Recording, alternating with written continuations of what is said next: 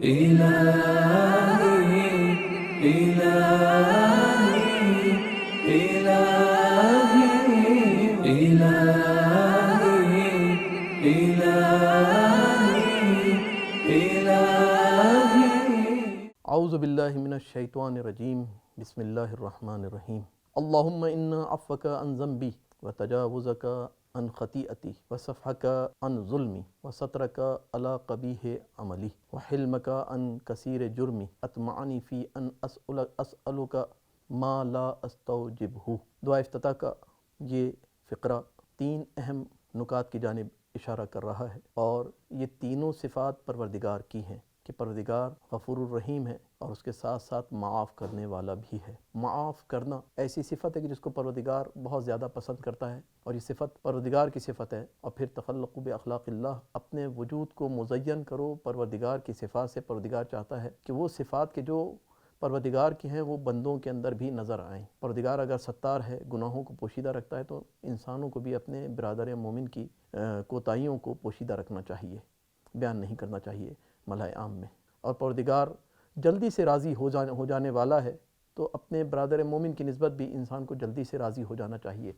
بس پروردگار معاف کرنے کو پسند کرتا ہے، اسی لیے روایت کے جملے کہ دو چیزیں ایسی ہیں کہ جن کا وزن کرنا ممکن نہیں ہے، شیئان لا یوزن، دو چیزوں کا ثواب کا وزن کرنا ممکن ہے، شیئان لا یوزن ثوابہما، دو چیزوں کا ثواب کا وزن کرنا ممکن نہیں ہے۔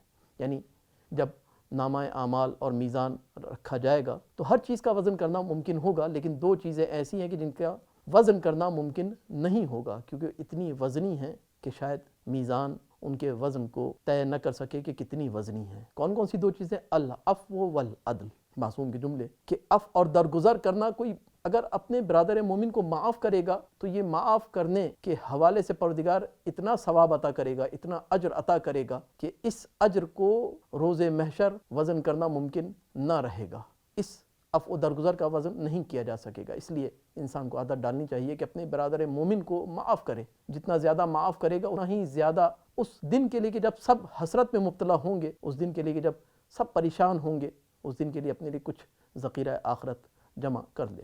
اور پھر عفو اور درگزر کے بعد کا مرحلہ کہ انسان معاف کر دیتا ہے، اگر کسی کی کوئی خطا ہوتی ہے تو معاف کر دیتا ہے، لیکن معاف کرنے کے بعد بسا اوقات دل میں کدورت رہ جاتی ہے۔ معاف تو کر دیا کہ ٹھیک ہے، مجھے کوئی مسئلہ نہیں ہے، میں نے خطا کو معاف کر دیا اپنے برادر مومن کے، لیکن جب بھی مومن سامنے آتا ہے فوراً اس کی خطا ذہن میں آ جاتی ہے۔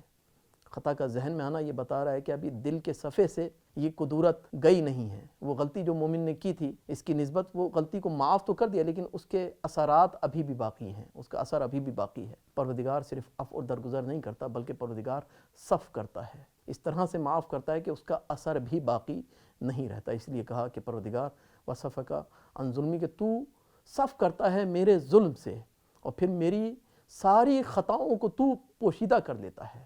اور پھر اس کے بعد جب یہ ساری صفات میں دیکھتا ہوں تیری کہ تو عفو درگزر کر رہا ہے، اور تو معاف کر رہا ہے، تو درگزر کر رہا ہے، تو معاف کر رہا ہے، تو صف کر رہا ہے، تو میرے گناہوں کو پوشیدہ کر رہا ہے، اب ان صفات کو دیکھنے کے بعد میرے اندر یہ جرت پیدا ہو جاتی ہے کہ پروردگار اطمعنی، مجھے طمع ہوتا ہے، لالچ ہوتی ہے کہ میں تجھ سے اس چیز کا سوال کروں کہ جس کا میں لائق نہیں ہوں۔ بس اوقات انسان اپنے آپ کو اہل نہیں سمجھتا کہ اس چیز کا سوال کرے پروردگار کی بارگاہ میں، لیکن دعائے افتتاح کے جملات انسان کو اس بات کی طرف بلا رہے ہیں کہ انسان تو رب کریم کی بارگاہ میں ہے، تو رحیم پروردگار کی بارگاہ میں ہے، اس کی رحمتوں کو دیکھ، اس کے کرم کو ملاحظہ کر، اور جب تو رحم اور کرم کو ملاحظہ کرے گا تو تیرا دل خود بخود کہے گا کہ پروردگار سے وہ چیز بھی مانگ کہ جس کا تو اہل نہیں ہے۔ ہوتا ہے بس اوقات انسان اپنے گناہوں کی طرف نگاہ ڈالتا ہے، اور گناہوں کی طرف نگاہ ڈالنے کے بعد ایک بار شرمندگی محسوس کرتا ہے کہ میں کس طرح سے اپنے پروردگار کی بارگاہ میں ہاتھ اٹھاؤں، میں تو معصیت کرنے والا ہوں، میں تو گناہ کرنے والا ہوں۔ اور یہ گناہ اس کو نا امید کر دیتے ہیں، حالانکہ نا امیدی ہونی نہیں چاہیے بارگاہ پروردگار میں۔ پروردگار کہتا ہے اے میرے بندے، تو کتنا ہی گناہ گار کیوں نہ ہو، میری بارگاہ میں ضرور آ، مجھ سے رابطہ ضرور برقرار رکھ۔ بس دعا افتتاح کے جملے اس بات کی طرف انسان کو لے کر آ رہے ہیں کہ انسان تو پروردگار کی صفات کو دیکھ، اور اس کے بعد تیرے دل میں خود بخود یہ جذبہ پیدا ہو جائے گا، تیرے دل میں خیال آ جائے گا کہ میں پروردگار سے اپنی ہر ضرورت کو مانگ سکتا ہوں، اور ہے بھی یہی۔ روایت کے جملے کہ ایک پانی کے گلاس سے لے کے بندے کفش تک، یعنی چپل کا یا جوتے کا اگر ایک چھوٹا سا پیس ٹوٹ بھی جائے تو اس کو بھی اپنے رب سے مانگو. رب سے مانگنے میں شرم محسوس نہ کرو، کیونکہ وہ دینے والا تمہاری آواز کو سننا چاہتا ہے. اور جب مومن پروردگار کی بارگاہ میں دعا مانگتا ہے تو پروردگار فرشتوں سے کہتا ہے فرشتوں اس کی حاجت کو تھوڑا سا تاخیر سے پورا کرو. کیوں؟ میں چاہتا ہوں کہ میرا یہ بندہ بار بار مجھ سے مانگتا رہے، مجھے اس کی آواز بہت اچھی لگتی ہے.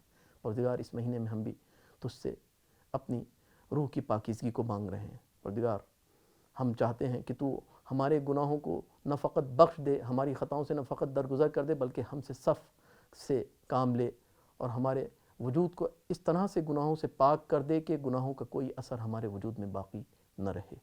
والحمد للہ رب العالمین.